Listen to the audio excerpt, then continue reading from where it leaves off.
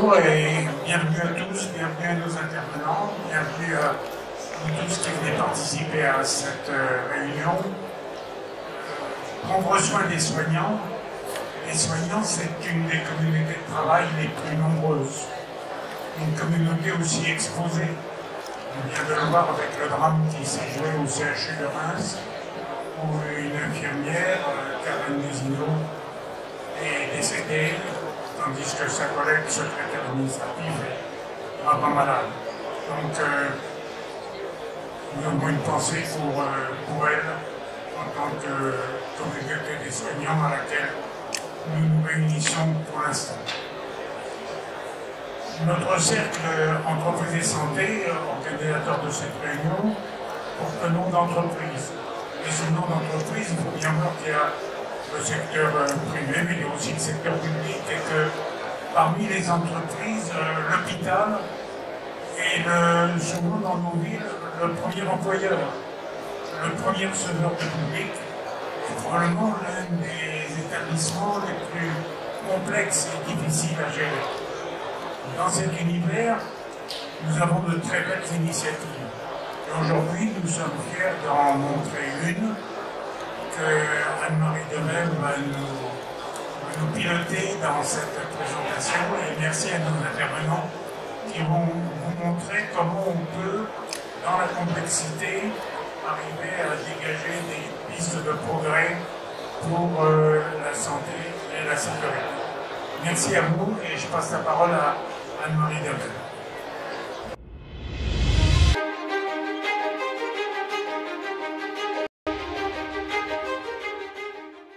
Merci Président et merci à vous tous d'être là et surtout merci à nos intervenantes. Effectivement, la question de prendre soin des soignants, elle est latente, j'allais dire depuis des années, mais patente encore plus depuis ces décennies. Alors, nous, au Cercle Entreprises et Santé, donc notre vocation à nous, je dirais que c'est effectivement de regarder sur tout ce qui est d'aider à faire connaître, tout ce qui est innovation, bonne pratique, pour l'avenir et pour l'avenir des soins. Et comme le disait Jacques là-haut, bonjour, merci à vous d'être là. Alors voilà, c'est très bien parce qu'on démarre, donc vous arrivez juste à temps, vous êtes génial. Merci à vous. Alors justement, je vais vous présenter nos intervenants et nos intervenants pour aujourd'hui. Donc merci à vous d'être là. Et donc, alors on commence par celui qui vient d'arriver, Philippe de Normandie, qui saluait mon président, Dr Philippe de Normandie. On est très fiers de vous avoir. Il est à la fois donc le garant du CNR Santé, qui a démarré à l'automne dernier, qui a dû amener un certain nombre de pistes et un certain nombre de conclusions. Et puis surtout au mois de mars, c'était fin mars dernier, c'est ça, notre ministre des territoires et des professionnels de santé, Agnès Hermann-Boudou, a organisé, je crois, une mission précisément sur ce thème, le soin des soignants et la santé des soignants. Alors, Philippe, je peux me permettre de vous appeler par votre prénom. On va faire ce contexte, c'est-à-dire qu'on a un cas essentiel qu'on va regarder là. On a prévu de vous passer la parole à un certain moment, mais si vous voulez la prendre, vous avez tous les droits. Vous avez un micro, donc voilà, tout est là pour ça.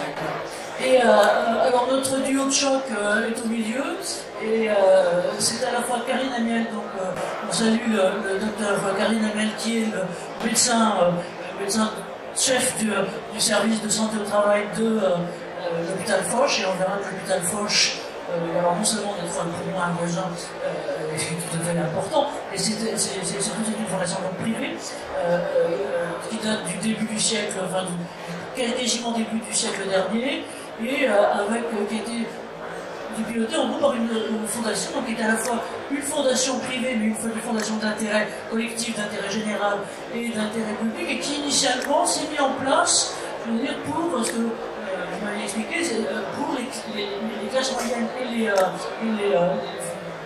les patients, je veux dire moyens, si tant est qu'on ait tous des patients moyens, et donc à la fois pas ceux qui étaient j'allais dire parmi les plus démunis et qui là avaient ce qui était la vocation initiale de l'assistance publique, les hôpitaux de l'assistance publique, pas non plus les cliniques des privilégiés, et donc c'était, j'allais dire, pour la vocation des classes moyennes, la la chaîne de soins pour eux. Donc merci à Caroline, je ne sais pas votre prénom, d'être là, et avec, alors, chef du service de santé au travail, tout à l'heure vous devrez nous expliquer la différence entre le service de santé au travail et le centre dont on était très groupiste, qui a ouvert il y a 2 mois, le centre de prévention au travail, qui est hébergé, donc ça le verra, à côté, mais pas dans les murs de l'hôpital Foch, donc l'Institut Lynn Renault, et qui est piloté par Sabine Perada, et Sabine est psychologue du travail d'origine. Et puis on a notre grand gourou qui est à l'autre côté, donc vous voyez, qui est Jean-Marie Fessler. Jean-Marie Fessler, mis à part d'être le pilier et vecteur essentiel du cercle et du cercle d'entreprise de santé, il est à la fois professeur associé en management de la santé à Stanford University et président du conseil scientifique de l'Institut Montparnasse. Il a été lui-même antérieurement directeur d'hôpital et donc notamment l'hôpital dont on vous parlera aussi tout à l'heure sur d'autres choses. Donc voilà en gros nos intervenants. Alors sur la façon de procéder, c'est bien ce que je voulais vous rappeler. Alors, pardon, parce que chez moi c'est avec une petite hauteur que je vous montre ce truc-là qui est un document qui a été sorti. Alors pardon, oui, c'est vous qui êtes bon, je peux me vérifier pour avoir le torticolis, mais heureusement la chaise pivote, qui a été sortie à la fin de l'an dernier par à la fois l'Organisation internationale du travail et l'Organisation mondiale de la santé, qui est spécifiquement là-dessus pour prendre soin de ceux qui prennent soin de nous. À la fois c'est excellent et vous le regarderez plus particulièrement, mais en même temps ce qui est, si je peux me permettre, symptomatique, et ce dont on aurait bien besoin, et ce dont on aurait bien besoin de prendre exemple en France, c'est une coopération totale entre l'Organisation internationale du travail et l'Organisation mondiale de la santé, qui coopèrent et collaborent sans vouloir être trop citron.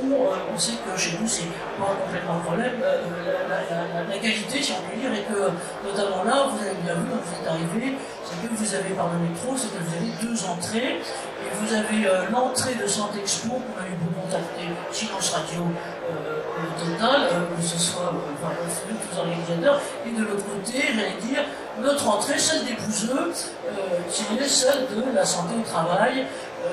Voilà. Et donc avec cette grande difficulté, on est très très content d'avoir quand même deux grands otages à côté de l'église là-dessus. Voilà. Tout ça pour vous dire que au niveau international, c'est ce qui se passe, au niveau du quotidien aussi, mais au niveau des institutions, c'est pas complètement ça, et donc voilà. Alors ça a été ça quand même, et merci à Jean-Paul de m'avoir rectifié sur les chiffres là. On a eu le grand plaisir avec mon cher président d'assister à la fin du mois dernier, le 28 avril, donc en Champagne qui maintenant est dans le Grand Est, à une inauguration tout à fait intéressante, parce que c'était un service autonome qui se crée, qui s'était créé aussi il y a 2 mois, 3 mois, de santé au travail, cette fois-ci d'une entreprise, et qui est une entreprise alors géniale et qui est dirigée par un type génial, conseil qui allait traficoter pour regarder Joseph Puzo. Il a en fait repris cette activité c'est ce qu'on appelait à l'époque à l'LBO, et donc une reprise d'une structure, je n'ortique pas ses salariés. C'est une entreprise qui fabrique des câbles, alors au début c'était des gros câbles, mais c'est des trucs super tech, donc à la fois qui vont dans la lune, qui alimentent l'œuf, et qui en alimentent d'autres, et donc il a monté dans sa Champagne profonde. Alors pour tous ceux qui ont vu les visiteurs, c'est dans le village globalement des visiteurs, ce service de santé au travail interne, parce qu'en gros, la réponse externe, compte tenu de tout ce qu'on connaît, c'est-à-dire la démographie médicale, de médecins de santé au travail, les difficultés, voilà. Et le truc était génial, mais alors surtout ce qui était super, alors là, bravo à notre ministre de la Santé, je crois que c'est la première fois qu'on voit ça, c'est l'inauguration a été faite, alors il y avait toute la bande, je veux dire, les amis au général, président de la région Grand Est, tous les députés du coin et autres, et donc surtout, puisque ça ne cachera bien sûr, et notre ministre de la Santé, qui est venu inaugurer ça, et donc voilà. Donc de temps en temps, là, il y a des personnalités qui dépassent, je vais dire, les difficultés institutionnelles qui sont un peu celles de notre pays, voilà. je voulais vous dire, parce que c'est vraiment important, et c'est un truc qui est vraiment, et en plus ils ont un sort très très innovant, avec à la fois sur le plan des data, un système informatique très très puissant, et notamment aussi dans la détection de certaines pathologies, de certaines maladies, dire invisibles, et aussi dans le visible, parce qu'ils ont un centre d'ophtalmo très très innovant et tout à fait intéressant. Voilà. Et puis alors avant, je voudrais vous rappeler une étude qu'on pourra vous mettre en ligne si vous souhaitez, qui est sortie en fait en mars dernier au moment de la journée des femmes, puisque pour les soignants il y a beaucoup de soignantes, et qui en gros va comparer cette étude de ça qui a été copilotée par la MNH, par la mutuelle hospitalière, sur un baromètre de santé qui notamment compare, j'allais dire, la population dite normale, pardon, pour les anormaux et les autres, et la population spécifique des soignants, et notamment des soignants. Alors, d'abord, et assez orienté femmes, pardon, vous me rappelle que ça va être l'un des trois pistes qu'on aura assez fortement pour nos prochains, à la fois préventive et action à du 50 après 60. D'abord, sur le profil général, la charge mentale, les femmes s'occupent 10 fois plus de tâches ménagères que les hommes, et les hospitalières 20 fois plus. Allez savoir pourquoi, je ne sais pas. Mais 6 femmes sur 10 et 7 soignantes sur 10 pensent que la santé des femmes, ça c'est pour Juliette, je ne sais pas si elle va la télé, je ne sais pas si elle est là, voilà, puisque ça sera notre problème, n'est pas prise suffisamment en compte dans les politiques de santé publique.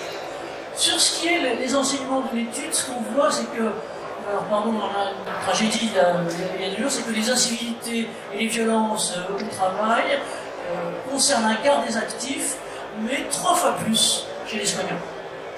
3 fois plus chez les soignants. Et les soignants, d'un certain côté, manifestent, trouvent que leur activité est stressante à presque 80%. Implique une pénibilité importante, plus de 71%. Et a un impact négatif sur la santé à plus de 74%. Et globalement, là aussi, quand on regarde, c'est aussi l'un des enjeux, j'ai un tâche de votre structure, de votre type de structure, c'est que si on regarde globalement le niveau de satisfaction, le niveau de satisfaction des soignants est beaucoup plus, d'insatisfaction des soignants est beaucoup plus important que celui de la population moyenne. Alors, tout le truc après, juste ça, on vous le laissera, vous voyez, en gros, 2 colonnes, à gauche, c'est la moyenne des Français, à droite, les professionnels de santé, et donc en gros, là, vous voyez là, est-ce que vous lui diriez que votre santé est bonne? 86% pour la moyenne des Français, 74%. Et tous les trucs que je vais vous défiler après sont en gros les mêmes. Et donc tout va en gros dans ce sens-là, donc on voit qu'on a une vulnérabilité potentielle tout à fait importante, et puis on leur demandait aussi, donc, dans ce sens-là, dans les 2 derniers mois, est-ce que vous avez eu un problème de santé? Moyenne des Français sur problème de santé physique, 33%, professionnels de santé moyenne sur des problèmes de santé physique, 53%. Idem pour les problèmes de santé mentale, 15% pour les Français au travail, j'allais dire classique, 27% pour les professionnels de santé. Alors tout à l'avenant, quand on leur dit comment est-ce que vous prenez soin de votre propre santé, et bien on va retrouver la même chose, c'est-à-dire que les soignants consultent moins un médecin généraliste, font moins d'examens biologiques et font voilà, et donc prennent soin des autres, mais d'un certain côté, à la fois on pense que tout à l'heure qu'ils prennent presque plus soin de leur famille que la moyenne, et prennent moins soin d'eux, comme c'est vraiment l'enjeu qui globalement est là. Et donc là aussi, alors, on ne va pas désespérer sur elle quand même, parce qu'au contraire, ils sont là pour voilà, c'est que, est-ce que vous êtes globalement satisfait de votre travail? On voit bien au total que les actifs, c'est 75%, les professionnels de santé, c'est 51% dans la relation à l'emploi. Et maintenant, en revanche, si impression d'être utile à la société, alors là, forcément, le truc s'inverse, et on a 72% pour les actifs en emploi, 79-80%. Voilà. Donc voilà en gros le portrait général, si je peux mettre là, pardon, mais ça permet de cadrer le tableau et de voir aussi, voilà, là, on voit malgré même si les difficultés dans tout son monde, plus de sentiments de stress, 79%, plus de sentiments de pénibilité, plus de sentiments que le travail a un impact négatif sur leur santé. voilà, je vous vois prendre des photos, on mettra sur le site tout de suite, sur le lien, parce que comme ça vous les aurez, j'allais dire, sans dysmorphie de photos là-dessus. Voilà ce qu'il en est, et au total, encore une fois, si on regarde l'ensemble des difficultés potentielles de santé au travail, là, il faut dire que les professionnels de santé sont 66% accumulés, au moins 3 difficultés parmi celles qu'on a vues tout à l'heure, alors que c'est même pas la moitié, 29% sur le reste. Voilà. Donc c'était, pardon d'avoir, mais c'est un résultat, encore une fois, d'une étude qui a été faite avec une représentative paradoxale pour notamment la MNH et pour Sciences Po, pour dire, voilà, en gros, comment se comporte, quelle est la morphologie de la santé finalement des soignants par rapport à la santé des autres salariés. Alors,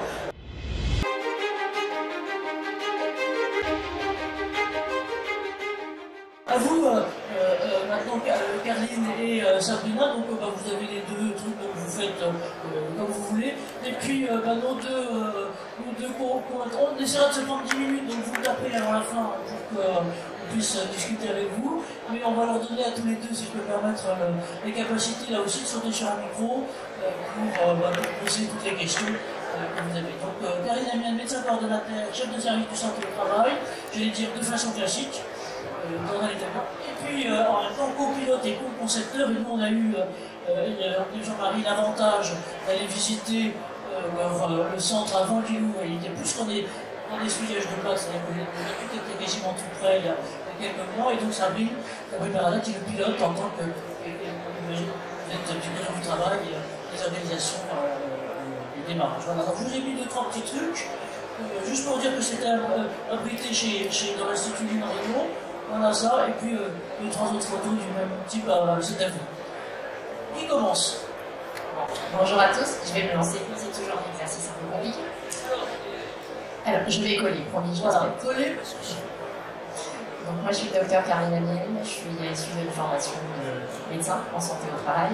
J'ai fait mes classes à l'assistance publique des hôpitaux de Paris pendant longtemps. Je remercie d'ailleurs l'équipe qui est venue aujourd'hui écouter notre présentation. Et puis ensuite, j'ai basculé, non pas dans l'univers obscur, mais sur l'hôpital Foch, donc là plus entité publique, mais plutôt ESPIC.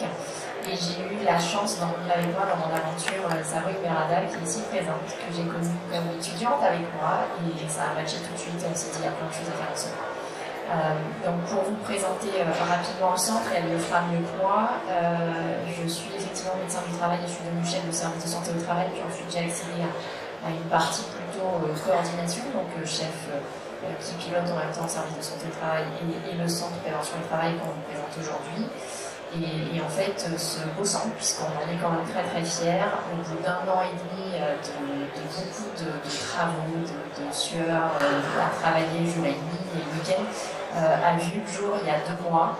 Et on est vraiment très content de l'avoir mise en place parce que les salariés de l'établissement dans lequel on travaille aujourd'hui méritaient vraiment qu'on leur accorde toute cette attention et qu'on puisse leur proposer aujourd'hui une prise en charge diverses et variées qui leur apporte quelque chose au quotidien en plus de leur activité. Et je vais laisser Sabrine se présenter. Merci. Alors, je colle. Bonjour à toutes et à tous, merci, ça fait plaisir. Alors, comme je suis très chiante comme d'habitude, juste une question pour Caroline, avant qu'il y ait une question. Quelle est la différence, justement, entre l'activité de service de santé au travail classicos au sein de l'un et comment se positionne notamment, c'est peut-être Sabrine qui répondra globalement là-dessus, mais il y a une distinction, si je peux permettre en France, une distinction institutionnelle, il faut faire très attention et très précautionneux. Donc quelle est la distinction entre les deux? Voilà, l'une ou l'autre ou l'une et l'autre comme vous voulez. Alors, la grosse différence, c'est la législation. Le centre de prévention et travail n'est pas un service de santé au travail. Derrière, pour que ça matche pour l'établissement, il fallait un business model. Un service de santé au travail n'a pas vocation à être à l'équilibre. C'est l'hôpital qui va payer les examens, les salariés, et il n'y a pas de rendement derrière. Alors que sur le centre de prévention et travail, derrière, il y a ce qu'on appelle une cotation. Donc vous venez, après on va détailler un petit peu, mais le salarié, il y a un zéro reste à charge. On viendra après sur la présentation du centre, mais la vraie différence c'est sur l'aspect législatif, et derrière on arrive à être à l'équilibre, voire à être excédentaire avec un business model voilà, sur le business plan derrière. Donc je vais vous présenter le centre prévention du travail et surtout d'où il vient, ce qui est très important. Donc Anne-Marie l'a précédemment dit, hein, moi je suis psychologue du travail des organisations et le docteur Amiel, médecin du travail. Donc de base on reçoit les salariés. Durant les consultations, on voyait que les salariés n'avaient pas forcément de médecin traitant. Ils n'allaient pas forcément chez la gynéco. Quand on leur demandait le dernier frottis, ah bah ça date. Ça date tellement qu'impossible à chiffrer. En année, hein, forcément. Et il y a eu la crise Covid. Donc ça, on n'a pas pu la louper. Donc je ne faisais plus de consultation, je n'allais que dans les services. Donc il y a eu plusieurs vagues. La première vague, c'est vraiment plongeon vers l'inconnu. Donc il y avait cet aspect vraiment de super-héros. On y va, on affronte les choses, et avec un collectif de travail renforcé. Deuxième vague, elle est lente et éreintante. On commence à avoir une fatigue, une lassitude, un épuisement professionnel, pas forcément le syndrome d'épuisement professionnel. Et là, la troisième vague est là, et on se dit, bah mince, on commence à avoir des salariés qui se mettent en arrêt maladie, et d'autres qui démissionnent. Et puis on a des traumatismes. Si je vous dis le bruit d'une fermeture éclair, le site.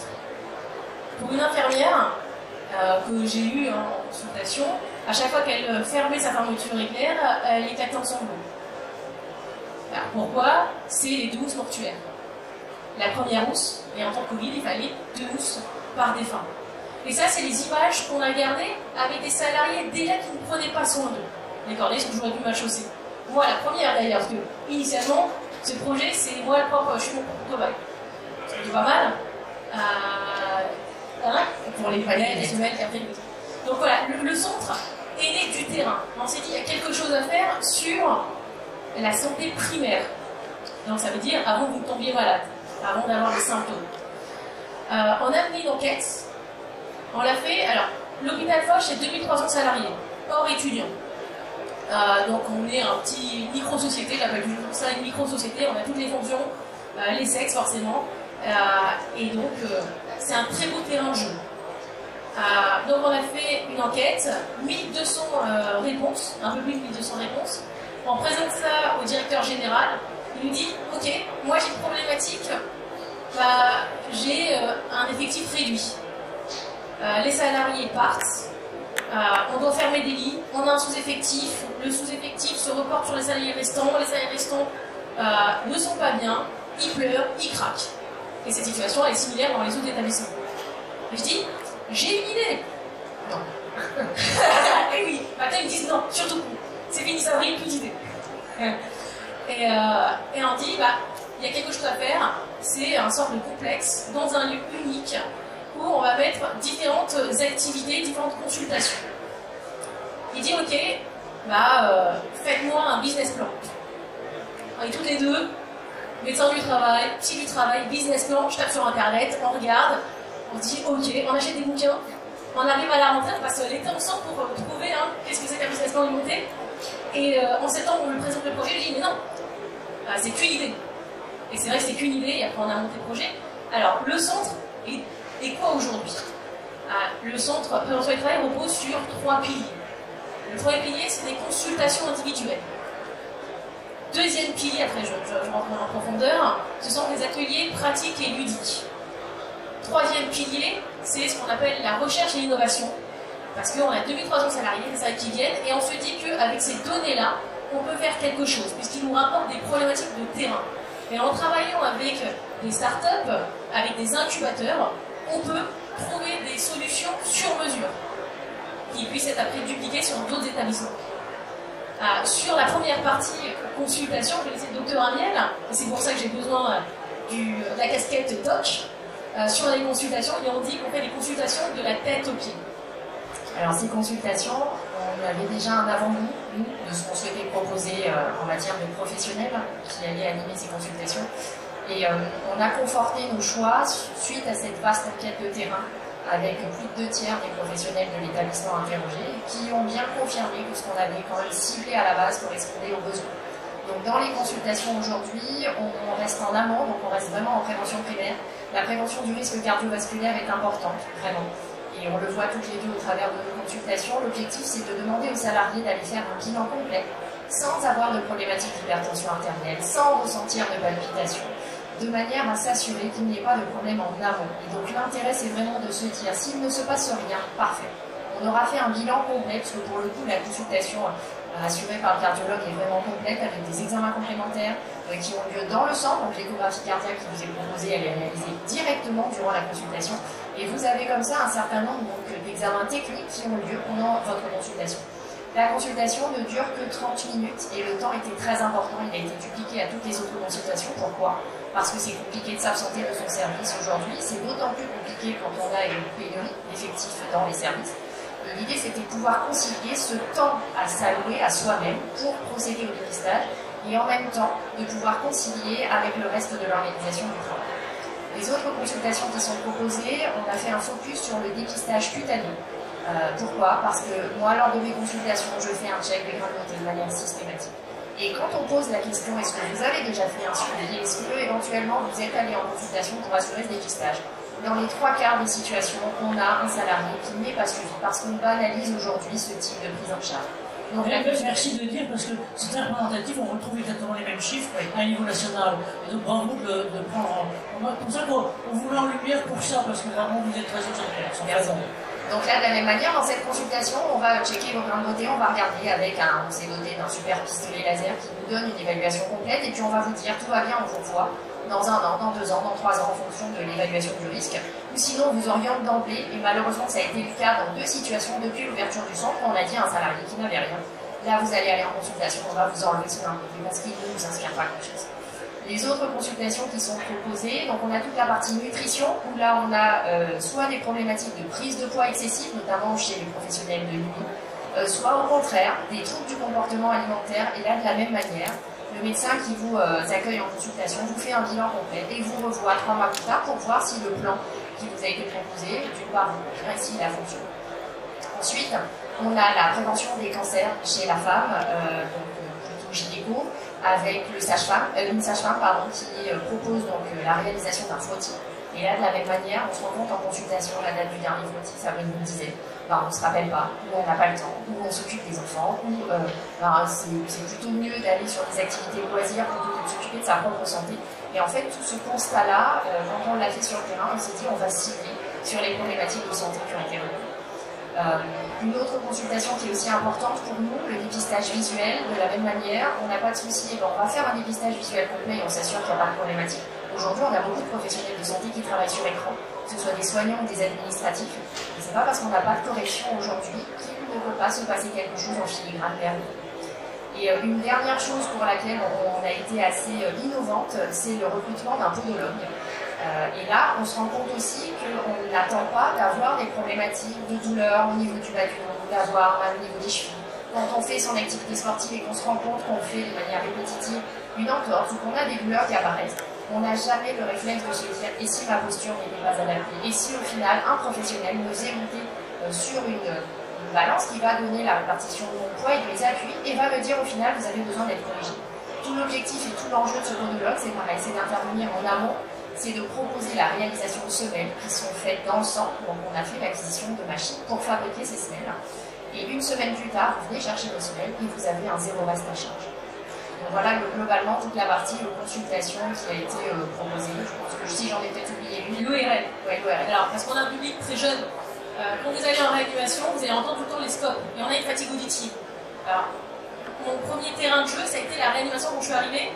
Et en échangeant avec eux, ils me disaient, mais même quand je prends ma douche, j'entends les scopes. Puis on a forcément une animation très jeune avec des écouteurs. Et on voit qu'ils entendent beaucoup moins bien.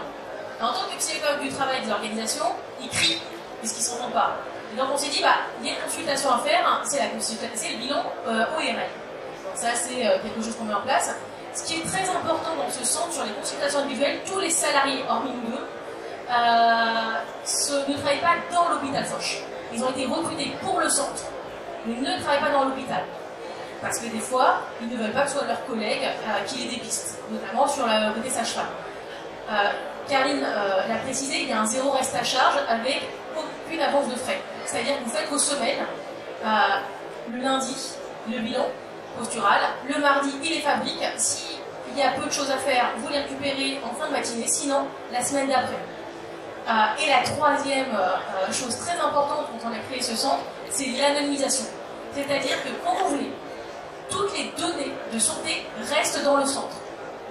Ils ne sont pas communiqués sur ce qu'on appelle un EasyList, un dossier patient que l'établissement a.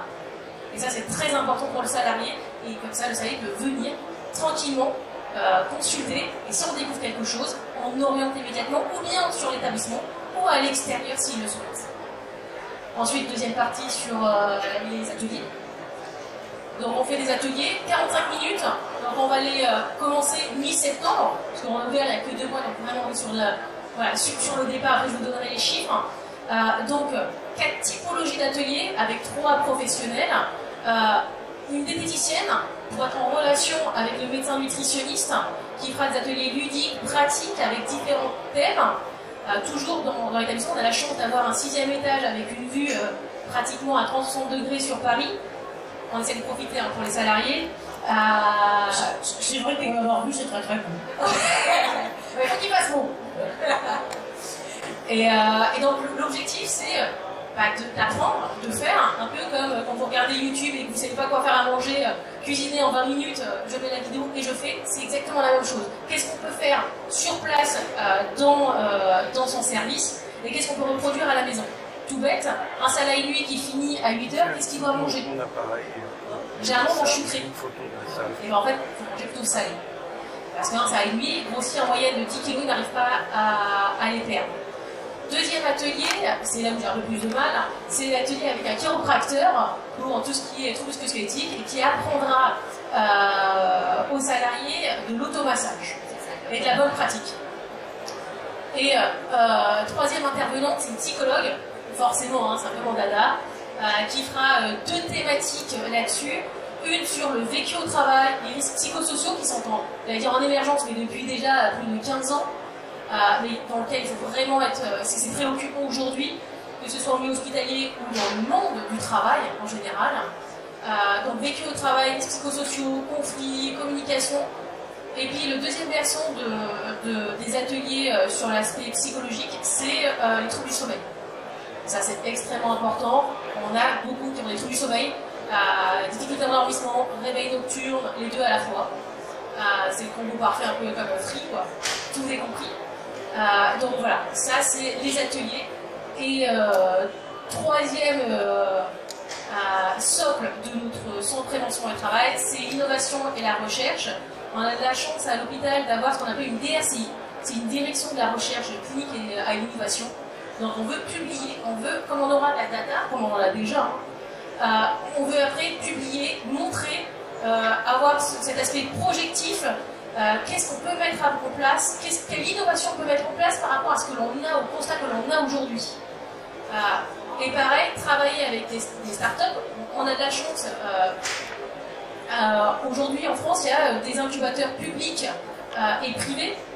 On a pas très loin d'ici Paris Campus Santé et Future for Care. Et donc c'est travailler avec ces startups, travailler avec eux sur de nouvelles applications, de nouveaux outils. Et puis les tester chez nous. Rapidement, je finis après. On a ouvert, donc demain, ça fera 2 mois. Donc, ouais, Champagne, toute innovation concernant le Champagne. Sur 449 consultations ouvertes, on en a 405 faites. Les autres, c'est parce qu'ils ne pouvaient pas se détacher, sont au bloc opératoire. D'autres qui n'ont pas été pris. C'est énorme. On a 203 salariés qui ont déjà visité le centre. Donc on est fiers, on est content. Et on est content, vous avez vu à quoi ça ressemble. Ça n'a rien à voir avec l'hôpital, on a une vraie comparaissance. À l'intérieur, on a du jus. C'est faire le plein d'énergie. Mais c'est qu'en 30 minutes d'emblée, ils parlent plus de l'hôpital, on les prend en charge, ils sont ailleurs. Et comme ça, quand ils rentrent dans l'établissement, ils parlent d'autre chose que ce qui ne va pas. Donc c'est un outil important et comme l'a dit Anne-Marie, c'est vraiment ce centre, c'est le mariage entre de la santé publique et de la santé au travail. Un grand merci, bravo à tous les deux, et puis merci Thémien, bravo. Merci à vous alors.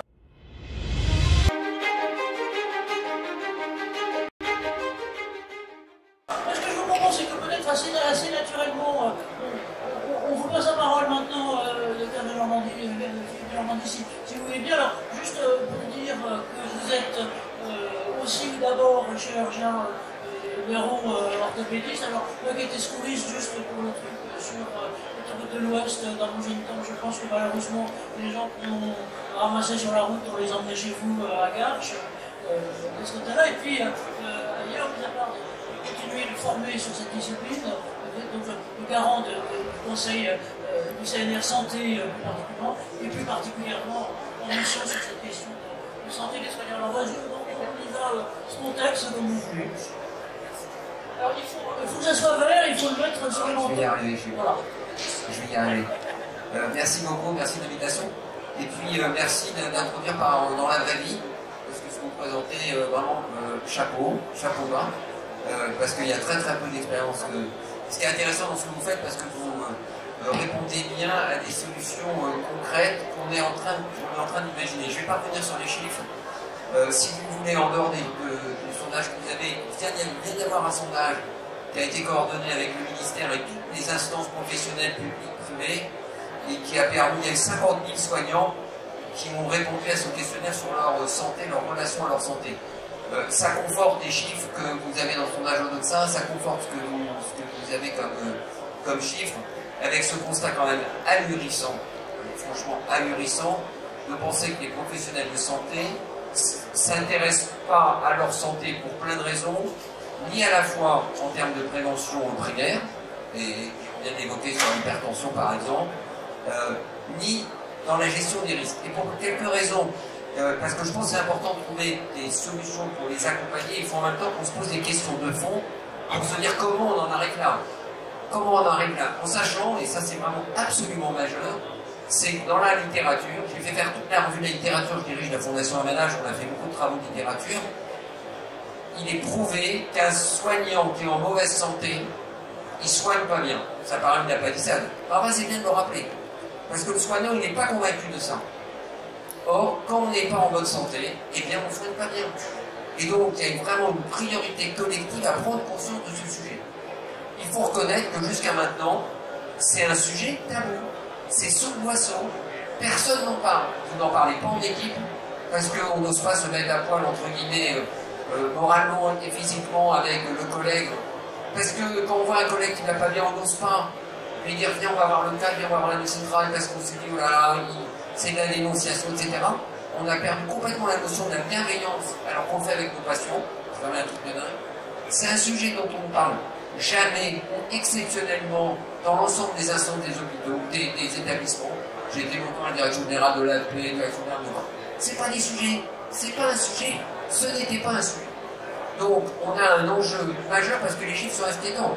Quand on parle de 75% des personnes, il n'y en a que 25% des professionnels de santé qui se disent être en bonne ou en très bonne santé. Que 25%. C'est un truc de fou. Et on parlait des chiffres, notamment sur le sommeil, vous évoquiez. 75% des professionnels disent qu'ils ne dorment pas bien. Et quand vous ne dormez pas bien, vous êtes... Pourquoi? Parce que vous avez un niveau de stress bien plus important, vous l'avez vu.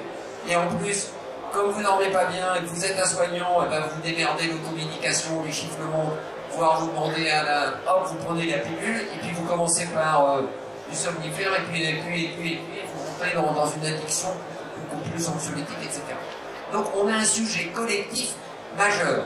D'autant plus, et c'est un paradoxe, bravo à la médecine du travail, mais je pense que tu peux être d'accord sur dire qu'il y a un secteur complètement sinistré qui est globalement la médecine du travail dans les établissements de santé. C'est encore un truc de fou. Se dire qu'on n'a pas une médecine du travail. Et pour qu'il soit efficace et reconnu. Et probablement pourquoi? Et parce que vous l'avez très bien évoqué. C'est parce que quand on est un soignant, avoir sa médecine du travail dans l'hôpital, ça va pas, il y a un truc qui va pas. Et sinon, en plus, la médecine du travail dans l'hôpital, elle s'intéresse éventuellement à ce moment où vous n'allez pas bien, pas du tout dans le champ de la prévention, de paradoxe. Et donc, il faut réimaginer des choses différentes. Et c'est la raison pour laquelle, moi, je suis vraiment bravo, parce que On est en train de faire remonter les initiatives, penser à le mettre dans le site du gouvernement. Elles sont géniales, hein. Comment? Elles sont géniales, hein. D'accord. Et oui, je pense que c'est du labellisable et du développement, mais c'est une autre vision. Il faudra que vous montriez quand même votre... Je connais bien Jacques Elise, le directeur. J'aimerais bien voir votre DT, comme vous dites, parce qu'en plus, c'est intéressant.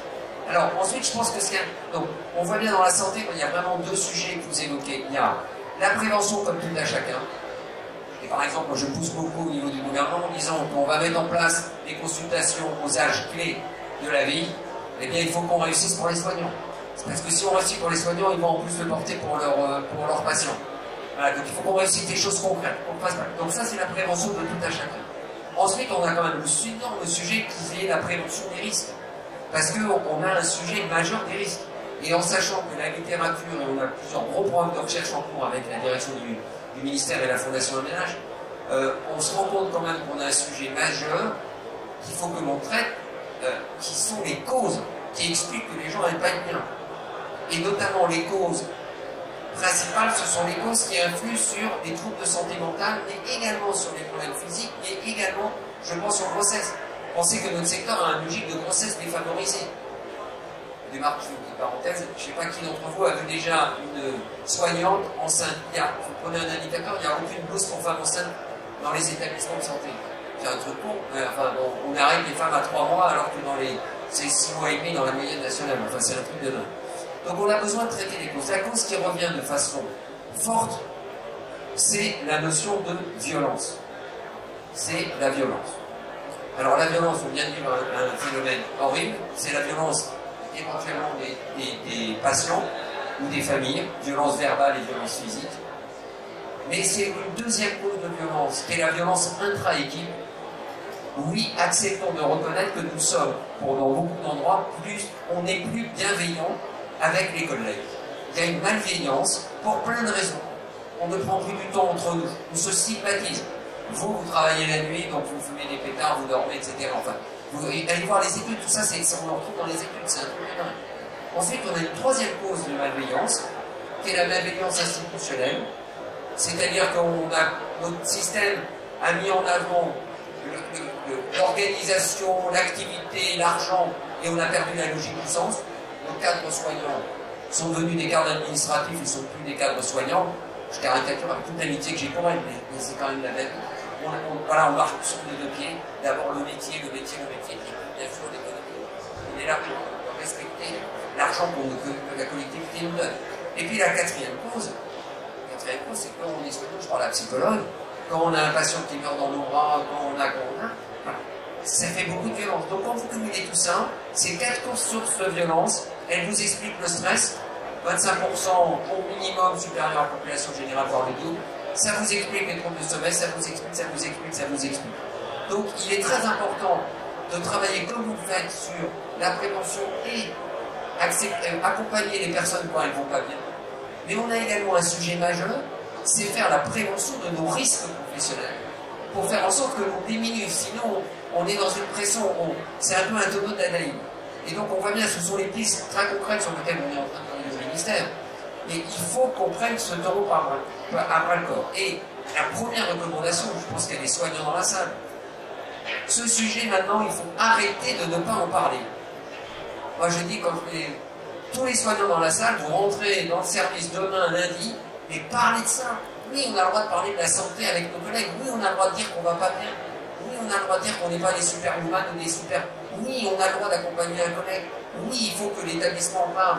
Oui, il faut qu'on mette des indicateurs sur la santé des professionnels. C'est quand même incroyable, et je terminerai par là, que dans les recommandations de la HAS, à la fois sanitaire, médico-sociale, il n'y a rien sur la santé des professionnels.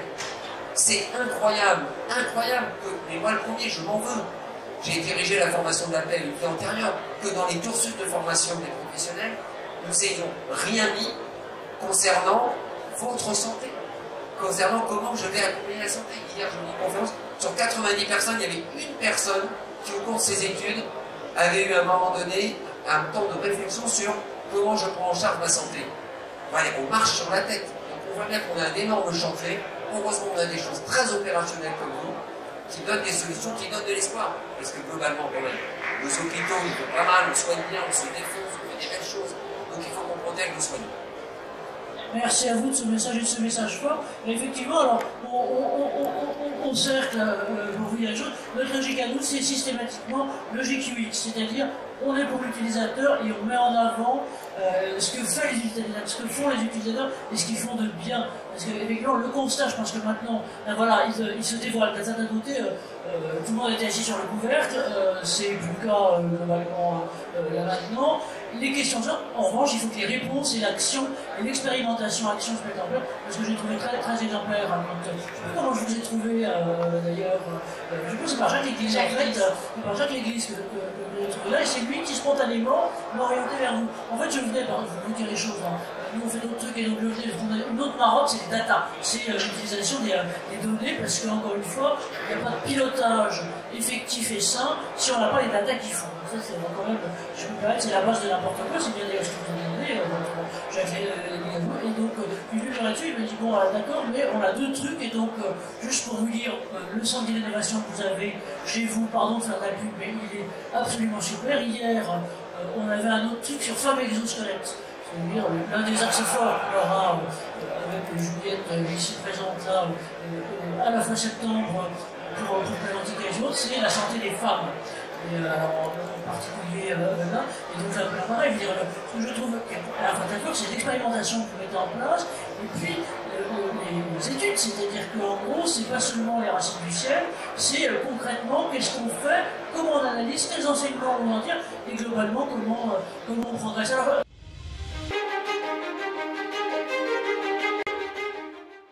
Jean-Marie, vous qui êtes à la fois, je dirais, professeur associé à Stanford, vous êtes aussi, alors bien sûr, public du cercle, mais plus particulièrement aussi président de la Sinopass, et vous avez dirigé des établissements de la PHP et d'ailleurs de la LGE. Alors, on peut faire un regard de avant action ou pour action.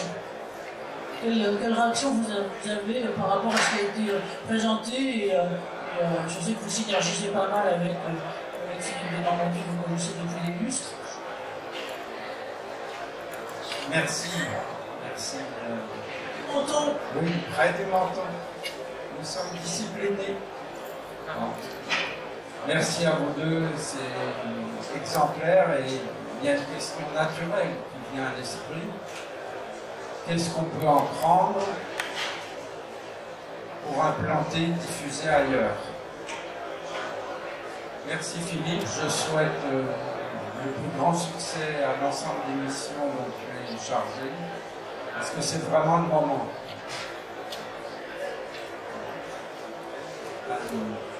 Ce que je peux peut-être ajouter, c'est une situation mondiale qui porte en particulier sur les métiers, pas simplement du soin, mais les métiers du faire. Tous ceux qui font quelque chose dans leur journée ont subi la pandémie de manière extraordinairement dure, ce qu'on a appelé les métiers essentiels, et sont peut-être mondialement insuffisamment considérés.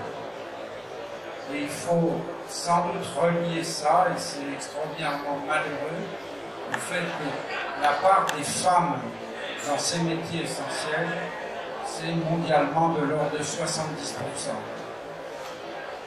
Donc là, il y a quelque chose d'encore plus grave et considérable que ce qu'on a évoqué. Effectivement, la question c'est comment pépiniériser. Qu'est-ce que vous diriez? Alors vous êtes là, effectivement, vous tous êtes ici, ça c'est super. Caroline et Sabrine, comment? Réponse à la question de Jean-Marie. C'est une question piège. Comment? Non, comment on peut s'inspirer de ce qu'on a fait? J'ai envie de vous dire, sur le terrain, soyez en binôme. Mener un projet comme ça seul, ça nous a paru impossible. Et notre collaboration, et plus notre symbiose à toutes les deux a fait qu'on a pu avoir un point de vue différent. C'est vrai qu'on a une formation différente, donc notre association était essentielle. Et Il y avait une montagne de travail à abattre et on s'est dit on y va, on y croit et on y croyait déjà avec tout le monde. Ça avait plus que moi d'emblée, je l'ai reconnu. Mais elle m'a embarquée dans cette aventure et voilà, ce qu'il faut c'est un projet, à mon sens, qui naît du terrain. Nous, on n'est pas déconnectés du terrain et aujourd'hui, même si on a fait notre vaste enquête juste pour conforter ce qu'on supposait déjà, c'est l'échange avec les professionnels sur le terrain, c'est aller discuter avec eux de leurs difficultés, comprendre ce qui ne va pas, essayer de se mettre dans leur peau. Sabrine, je pense, est la seule psychologue du travail des organisations qui fait des nuits à l'hôpital, elle en fait beaucoup. Et ce constat-là, elle l'avait partagé avant Covid, il a été accentué pendant le Covid, et elle s'est dit, mais je ne suis pas la seule à ne pas faire mes lunettes, je ne suis pas la seule à ne pas faire mes semelles. Et ce constat-là fait qu'aujourd'hui, on a trouvé une organisation qui nous permet de proposer des choses utiles, parce que ce qui est important aussi pour nous, c'est pas de proposer des projets en l'air, c'est proposer des choses qui vont fonctionner et qui vont être utiles pour les salariés et pour les soignants de notre établissement. Et j'ai juste une question, je ne vois pas le mener, parce que là on parle des salariés, mais dans l'étude qu'on a montrée, il y a les grands oubliés, ce sont les libéraux, les professionnels libéraux, et dans les libéraux, je pense, pas qu'aux médecins ou aux infirmières, je pense aux aides-soignants et notamment aux cadres médico-sociaux.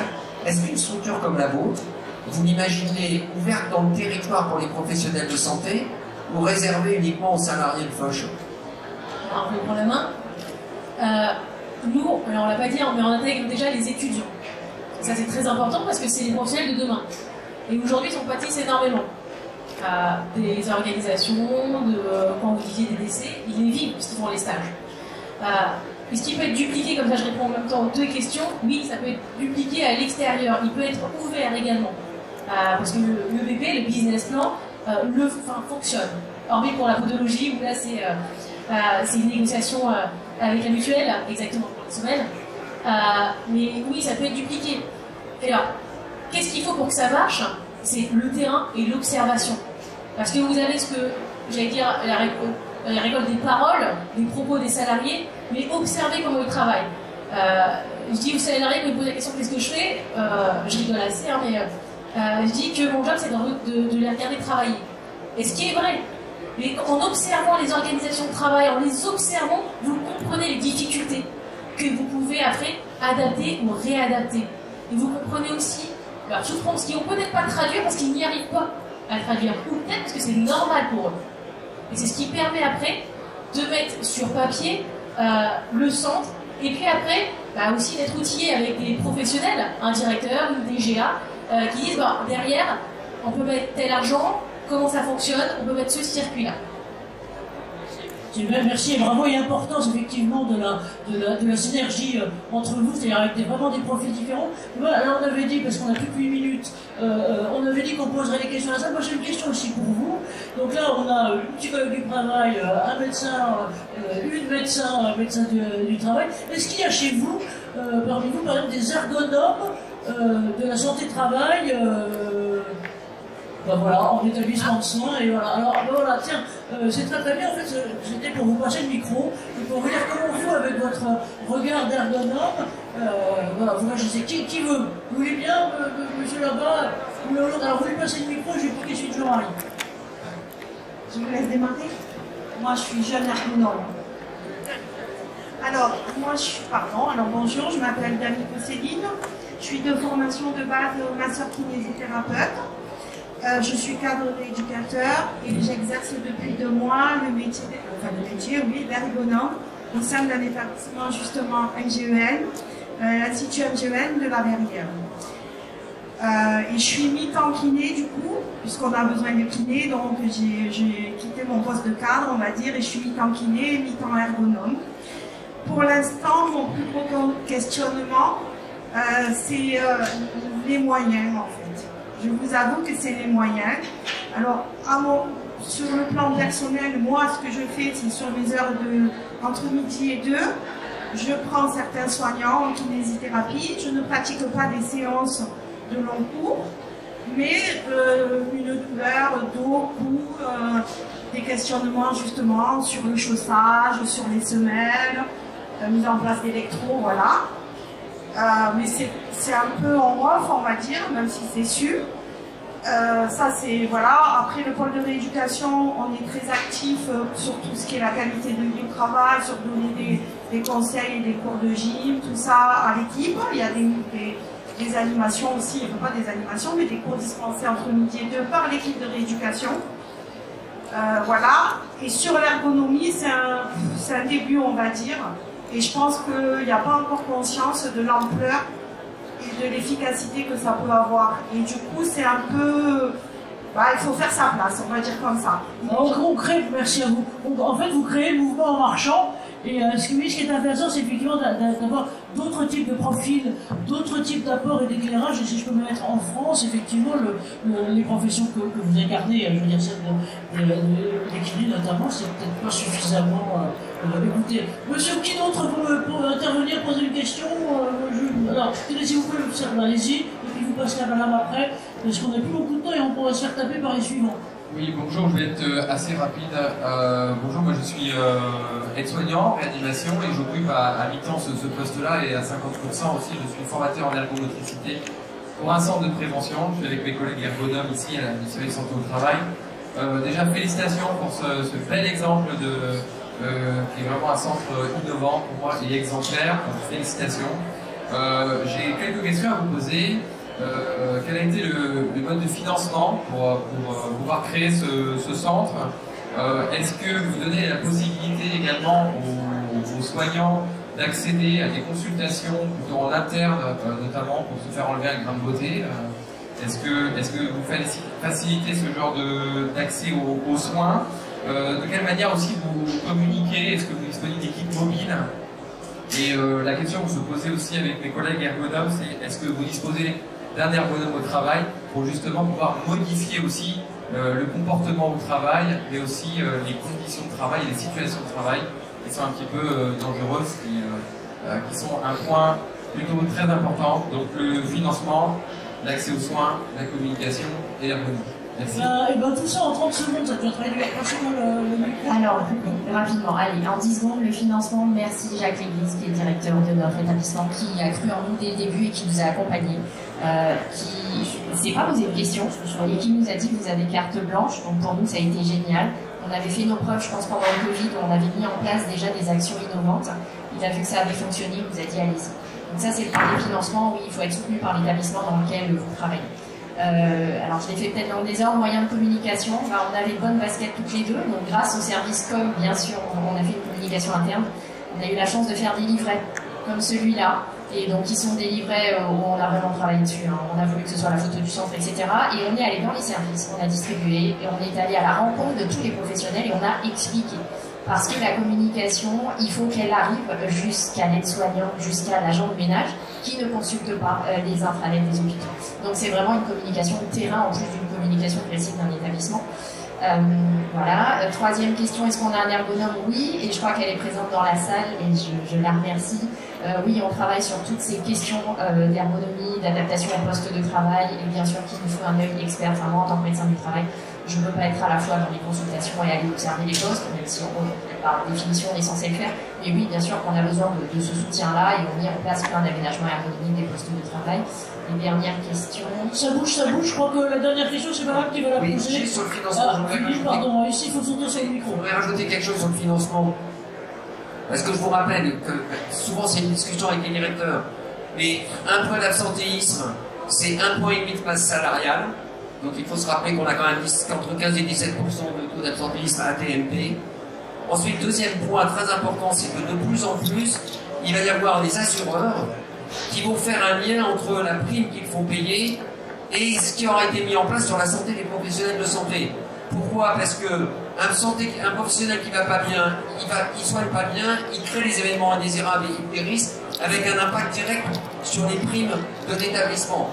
Et réciproquement également dans les contrats de groupe, de plus en plus vous aurez une relation entre la prime que l'établissement payera et la santé des professionnels de santé. Donc il faut que quand on réfléchit le financement, il faut regarder l'ensemble des impacts que peut avoir une politique active et agressive sur la santé des professionnels de santé. Merci, bravo pour ça. Merci des argus. Et c'est vrai que de temps en temps, la communication et la conviction par la trouille, ça marche pas mal. Hein. Allez-y, madame. Bonjour, madame Dumont. Colin, donc je suis conseillère en prévention des risques professionnels au hôpital de Marseille, à la publique. On a des problématiques très différentes parce que les financements publics et les fonctions publiques. Mon collègue me disait effectivement comment intégrez-vous les conseillers en prévention, parce que ça c'est une vraie question.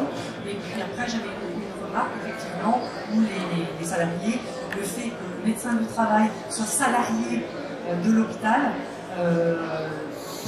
quel impact sur la confiance en gros. Voilà. Je vous repique le micro, pardon, parce qu'il y a une dame qui veut ici, et on a fini. Alors, rapidement, l'impact sur la confiance, c'est très médecin du travail dépendant, et c'est très individuel. La confiance que vous établissez avec le salarié quand il franchit la porte de votre cabinet de consultation qu'il ne vous connaît pas et pour lequel la visite médicale est obligatoire, c'est vous qui créez le lien. Donc là, moi j'ai pas de recette magique, enfin, ça fait plus de 20 ans que je fais ce métier, j'adore ce que je fais, mon métier est centré sur l'humain. Et je pense qu'il faut être centré sur l'humain ensuite pour écouter l'autre et lui accorder le temps nécessaire. Si vous écoutez le salarié qui est en face de vous, quelle que soit la problématique et que vous vous intéressez à lui, c'est vraiment ce mot est important, bah vous créez la communication et il se livre à vous. Merci Karine. Alors, Donnez juste un petit point en complémentaire parce qu'il y a la relation médecin du travail et puis il y a le problème du système d'information. Au jour d'aujourd'hui, beaucoup de professionnels de santé ne veulent pas aller parce qu'ils se retrouvent dans le système d'information et n'importe quel collègue est capable d'aller voir. Et donc il y a un problème. Exactement. Il faut rendre hermétique, comme vous l'avez fait pour avoir deux systèmes dissociés, parce que savoir que n'importe qui peut aller voir, parce que soi-disant que, etc. Non. En fait, à la PHP, vous faites faire une coloscopie à tel endroit et l'établissement tout là-bas, il va regarder. Le 42e établissement est au courant. C'est indispensable d'avoir un... Merci à vous. Alors, voilà, un petit mot. Vous parliez de prévention, faire parler les... Et vous êtes qui, juste pour... Ah, pardon. Alors, moi, je fais de la prévention des risques psychosociaux. Je donne des cours et simplement, je voudrais dire que moi, je donne des cours en master pour les jeunes cadres et les cadres sup qui vont devenir. J'ai une journée avec eux de prévention des risques psychosociaux où on leur apprend à en parler, à regarder ce qui se passe dans leurs établissements, dans leurs relations avec leurs soignants. Et je pense que ça devrait se faire dans toutes les écoles de cadre en santé. Et ça ne se fait pas partout. Merci du témoignage et merci de la préconisation. Alors, je vais vous juste un mot chacun des quatre, très vite, sur de conclusion, parce que sinon on va se faire rigoler, je suis désolé. On serait passé de ce côté-là. Sabrine, vous voulez bien ouvrir le tir. Qu'est-ce que vous donneriez comme message voilà, à retenir ça foisonne et on continuera à discuter après si vous voulez bien, mais là on va se faire virer. Prenez le temps avec les salariés, que ce soit en milieu hospitalier ou ailleurs, prenez le temps, écoutez-les, et juste bonjour, comment ça va, en disant le prénom, c'est la considération, je vous assure que derrière, c'est la boîte de Pandore. Essayons de changer nos modes de gouvernance qui ont plus de sens, et comme tu l'as dit, avec plein d'erreurs et plein de gaspillage. Merci. Karine, alors puis le mot de la fin. Je vais être très innovante, mais s'il y a un mantra qui revient régulièrement, toutes les deux, c'est prenez soin de vous et ne vous oubliez pas. Prenez soin de vous, ça c'est bon. Philippe, si vous voulez bien, on peut pour moi, c'est soulevons collectivement le couvercle. Ayons l'ambition de parler de ce sujet. On parle maintenant de la santé des professionnels de santé. Voilà, ce sujet il est sur la table et on le met et on le porte collectivement. Et on construit les solutions à partir des bonnes pratiques. Merci à vous. Jacques, mon président, si vous me permettre de votre conclusion, et oui, pardon de vous couper la chic comme ça, mais voilà, ça se termine. En un mot, je crois qu'il nous faut libérer des initiatives. On voit qu'il y a des problèmes, il faut les constater. Il ne faut pas passer trop de temps à les déplorer, il faut franchir le pas qui est de prendre des initiatives.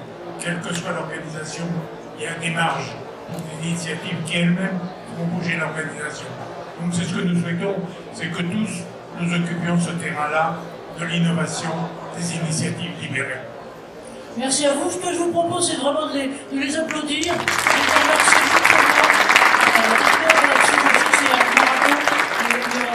Merci de votre super exemple et merci à vous tous de votre de votre implication et de votre présence. Merci à vous.